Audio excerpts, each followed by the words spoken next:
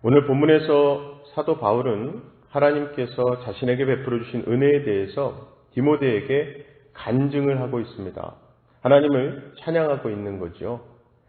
사실 은혜를 알고 은혜에 감사하고 있는 사람이라고 한다면 자신의 위치를 바로 알고 있는 양심적인 사람이라고 말할 수 있을 겁니다. 그리고 사도 바울은 디모데에게 이 착한 양심을 가지라고 권면하고 있습니다. 왜냐하면 이 세상에는 은혜를 배신한 비양심적인 사람들이 많이 있기 때문이라는 겁니다. 저는 오늘 본문을 두 부분으로 나누어서 여러분과 살펴보려고 하는데요. 바울의 간증에 해당하는 12절에서 17절, 그리고 바울의 권면에 해당하는 18절에서 20절 말씀입니다. 먼저 사도 바울은 자신을 죄인 중 괴수라고 소개하면서 죄인 중 괴수가 주 예수 그리스도를 통해 구원 얻도록 믿음과 사랑, 은혜를 넘치도록 풍성하게 하셨다고 간증하고 있습니다. 그렇게 사도 바울은 자신의 죄값으로 인해서 자신은 마땅히 영원히 죽어야 할 자였지만 그 죄값을 묻지 않으시고 그가 구원을 얻도록 해주신 하나님의 풍성한 사랑과 은혜를 간증하고 있는 거죠. 또 바울은 자기에게 사도의 직분을 맡기시고 그 직분을 감당할 수 있도록 능력을 주신 은혜를 간증하고요. 또 자신이 전에 비방자요, 박해자요, 폭행자였음에도 불구하고 오히려 주님의 일꾼으로 들어서 주신 그 은혜를 간증하고 있습니다. 우리가 잘 아는 대로 사도 바울은 율법을 열심히 잘 배워서 그 율법대로 사는 충성스러운 율법주의자였기 때문에 그 율법이 아닌 예수라는 자를 따르는 자들을 잡아가두고 죽이는데 동참하는 것이 바울에게는 하나님 앞에 충성하는 길인 줄 알았던 겁니다. 즉 그가 핍박한 것은 하나님을 회방하기 위한 목적이 아니라 하나님을 잘 섬기기 위한 길인 것으로 잘못 알고 행했기 때문에 그의 양심을 아신 하나님께서 그에게 긍휼을 베풀어 주셨다는 거죠. 그리고 자신이 기독교인들을 옥에 가두고 핍박할 그 당시에 하나님께서 자신에게 벌을 내리지 않으시고 오래 참으신 것은 나중에 그를 복음을 전할 큰 그릇으로 사용하셔서 모든 믿는 자들에게 본이 되게 하기 위해 바울 자신에게 그 긍휼을 입히셨다라고 간증하고 있는 겁니다. 그렇게 사도 바울은 자신이 체험을 통해 알게 된 하나님을 찬양하고 있습니다. 그가 알고 있는 하나님은 모든 세대의 하나님, 썩지 않으시고 언제나 계신 영원한 하나님, 보이지 않으시는 영의 하나님, 오직 한 분이신 유일하신 하나님으로 표현하고 있고요. 그분께 존귀와 영광이 세세토록 있기를 찬양하고 있습니다. 자, 두 번째 메시지는 18절에서 20절까지 나오는 바울의 권면인데요. 이 디모데 전서는 사도 바울의 동역자이며 믿음의 아들인 디모데에게 보내진 편지입니다. 사도 바울은 디모데가 비록 나이는 어리지만 에베소 교회에서 가르치고 목회하는데 아무리 어려움이 있더라도 잘 참아내고 자기 직분을 훌륭히 감당해내도록 권면을 하는 건데요. 그 권면의 메시지 첫째로는 18절이었죠. 전에 사도 바울이 가르쳤던 그 말씀과 교훈에 따라 그것으로 무장하고 선한 싸움을 싸워나가라는 것이었습니다. 저는 사도 바울이 디모데를 훌륭한 후배 동역자로 삼기 위해서 많은 교훈으로 훈련시켰으리라 믿습니다. 바른 진리가 무엇인지를 디모데에게 분명히 가르쳤을 것이고요. 또 그 당시 워낙 이단이 득세했기 때문에 무엇이 이단인지를 가르쳤을 것이며 또 전도의 길에는 많은 환난과 고통이 따르게 될 것도 가르쳤을 겁니다. 사도 바울은 이 전쟁터에 진짜 적진 한가운데나 다름없는 험난한 에베소에서 어린 나이에 복음을 전하는 디모데에게 전에 들려준 많은 말씀과 교훈을 무기로 삼아 그러한 싸움에서 승리하라고 격려하며 권면하고 있는 거죠. 그리고 이어서 두 번째 권면 메시지는 19절에서 믿음과 착한 양심을 가지라는 겁니다. 믿는 자에게 양심이 빠진 믿음은 헛믿음일 것이고 또 믿음이 빠진 양심 또한 헛것일 뿐이거든요.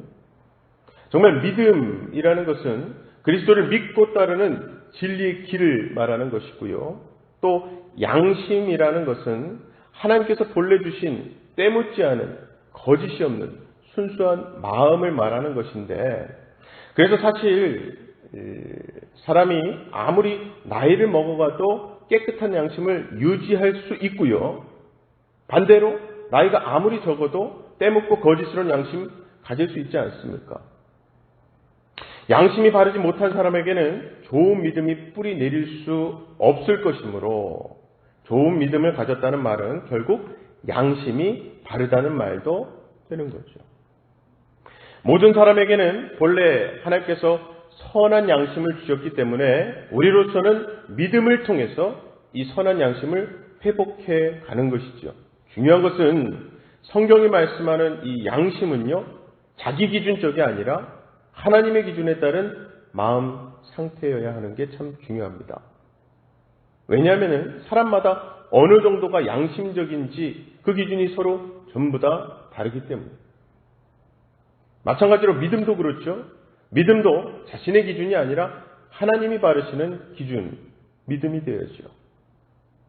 그렇게 믿음도 양심도 모두 다 하나님께 인정되는 것이어야 합니다.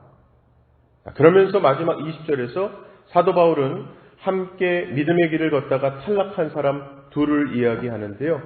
후메네오와 알렉산더가 바로 그들입니다. 사도 바울이 믿음과 양심을 버린 이 두 사람을 징계했던 것 같아요. 아마도 그들이 복음 전도를 방해했거나 아니면 그들의 비도덕적인 행동으로 인해서 복음 전파에 지장이 되어서 징계 처분을 내린 건데요.